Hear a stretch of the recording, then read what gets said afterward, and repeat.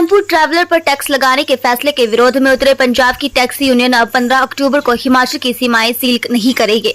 शुक्रवार को सचिवालय में डिप्टी सीएम मुकेश अग्निहोत्री ने आजाद टैक्सी यूनियन के प्रतिनिधियों के बीच बैठक की, जिससे यूनियन ने टेम्पो ट्रैवलर पर लगाए गए टैक्स लगाने के फैसले को वापस लेने की मांग की। यूनियन ने तर्क दिया कि वे केंद्र सरकार को हर साल टैक्स देते हैं और किसी भी राज्य में अलग से टैक्स नहीं लिया जाता।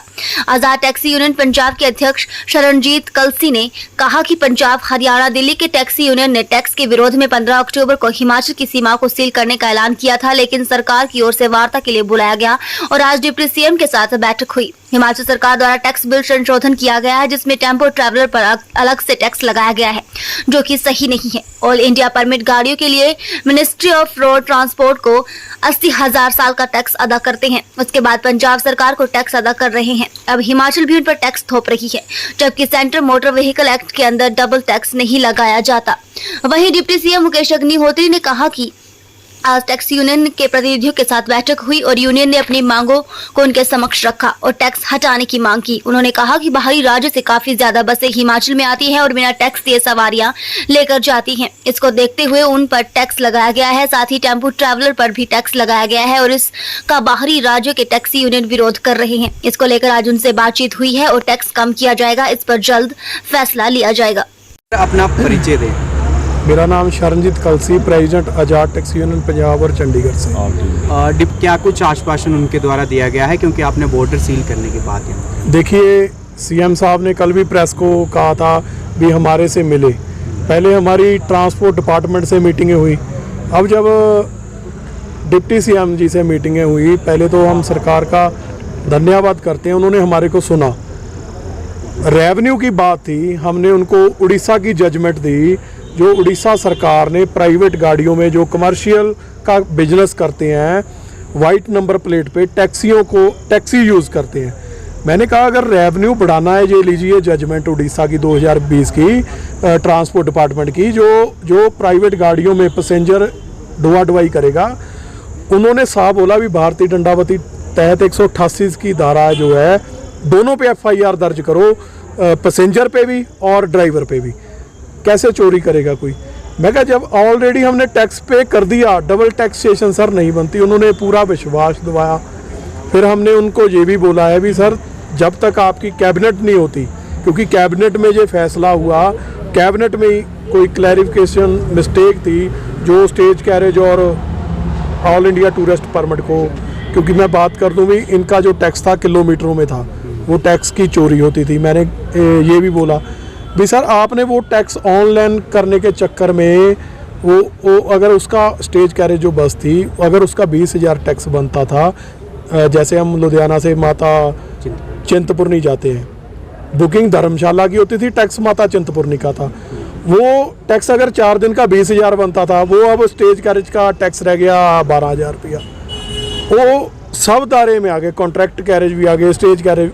और उसके बाद मैंने जो उनको ये भी क्लियरली हमने बोला, अगर कोई राउंड ट्रिप कर रही है ऑल इंडिया टूरिस्ट परमिट, आप बॉन्ड करो उसको, चलान करो उसका, उस पर बनती कार्रवाई करो।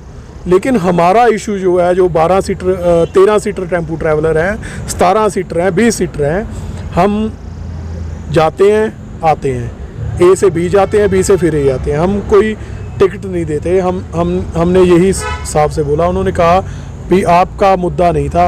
उन्होंने बोला है हमारे को भी ठीक है, ये नोटिफिकेशन पे जरूर करेंगे, वापस लेंगे इसको। अब जो चेतावनी को लेकर जो है दी गई थी 15 तारीख तक, अब बॉर्डर जो है ये पहले तो चेतावनी मेरी तरफ से नहीं दी गई थी, तमाम वो यूनियन थी जिन्होंने आजाद टैक्सी यूनियन को आगे लगाया हुआ था, चाहे वो पंजाब था, चंडीगढ़ था, हरियाणा था, दिल्ली था, सबके साथ करना था हमने। जब हमारी बातचीत चल रही है, बातचीत हुई है, ठीक है जी, हम तो पहले दिन से बोल रहे हैं भी हम काम करने वाले लोग हैं, रोज़ कमा के खाने वाले गरीब लोग हैं, ये हमारे को संघर्ष करने पे या मजबूर ना किया जाए। जब टैक्स पे कर दिया, पहले तो अपनी स्टेट को दे दिया, उसके बाद सेंटर को दे दिया, सेंटर शेयर भेज रही है भी, और कहाँ से टैक्स दे दें, डबल टैक्सेशन कहाँ से कर दें, ये बात थी। अच्छा, एक हट के सवाल है, ये ट्रांसपोर्ट्स के डिफरेंट यूनियंस आई हुई थी।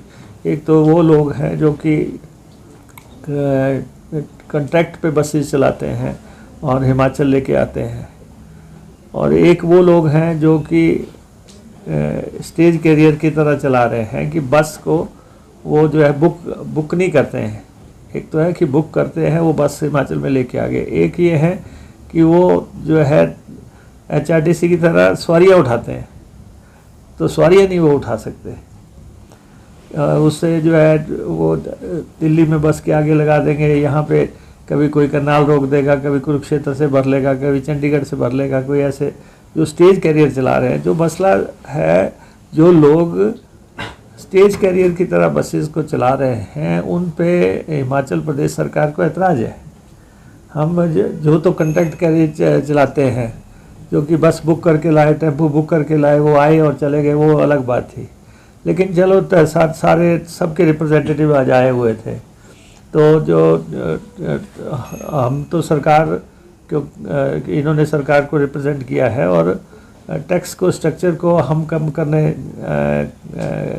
जा रहे हैं कि वो कहते हैं कि ये ज़्यादा है, और आप हम टूरिस्ट स्टेट है, और यहाँ पे होटल्स हैं और दूसरी इंडस्ट्री है, उसके लिए का भी मसला है। हमारे होटलियर्स भी बात रख रहे थे, तो हमने ये कहा कि ठीक है, टैक्स स्ट्रक्चर ये तो नहीं है कि हम ख़त्म कर देंगे, लेकिन ये है कि हम लिबरली जो है थोड़ा एक जो कॉन्ट्रैक्ट कैरिज लेके आते हैं उसको हम रिस्ट्रक्चर करेंगे, और एक जो टेम्पो ट्रैवलर लेके आते हैं, और खैर वो तो सिंगल दो छोटी गाड़ियां हैं 22 सीटर तक की, और उसका टैक्स स्ट्रक्चर तो हम पहले ही हमारे विचाराधीन है कि हम उसको कम करने जा रहे हैं।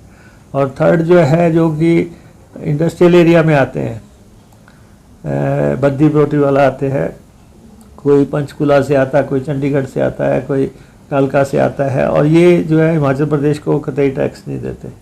तो हमने इनको अभी तक तो छूट दे रखी थी कि अभी आपसे टैक्स नहीं लेंगे, लेकिन अब हम सेटलमेंट जो है टैक्स में उन्होंने कहा था वो टैक्स हम देने को तैयार है, लेकिन आप कम कर दो, तो वो भी हम म्यूचुअली एग्रीड जैसी बात पे जो है उसको भी टैक्स का स्ट्रक्चर तय कर रहे हैं। और चौथी किस्म की बस है जो कि सवारी उठाती है।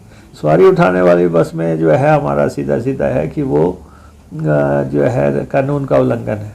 जब अब देखो HRTC है, हम या पंजाब रोडवेज़ है या हरियाणा रोडवेज़ है, तो हम सब म्यूचुअली एग्रीड टर्म्स पे चलते हैं कि आप हमारी बाउंड्री में इतना आएंगे, हम उनकी बाउंड्री में इतना जाएंगे।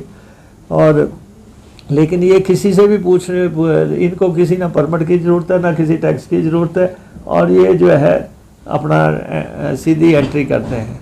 तो हमने इनको कहा कि आप जो लोग इस ढंग से कर रहे हैं ऑपरेट की सवारी उठा रहे हैं, उनके बारे में तो बात अलग है, लेकिन बाकी जो है जो कह रहे हैं कि हम यूनियन को टैक्स देते हैं और ये म्यूचुअली एग्रीड है स्टेट और सेंटर में, तो उन सारे को अध्ययन किया गया, सबसे मुलाकात हुई अच्छे वातावरण में, और ये मसला जो है मेरे ख्याल ठीक तरीके से हल हो जाएगा। और हिमाचल का लगभग 1.5 दशक से इशू ये लटका हुआ है। सारे बार बात आती थी कि वॉल्वोज आ रही हैं, मल्टी एक्सल आ रही हैं, तीसरे टेम्पो आ रहे हैं, दूसरे बाहर के जो है दूसरी स्टेट से इंडस्ट्रियल एरिया में गाड़ियां आ रही हैं, या कुछ स्कूल की बसों का इशू था। मतलब सारे इश्यूज़ को जो है हमने लगभग सुलझा लिया है।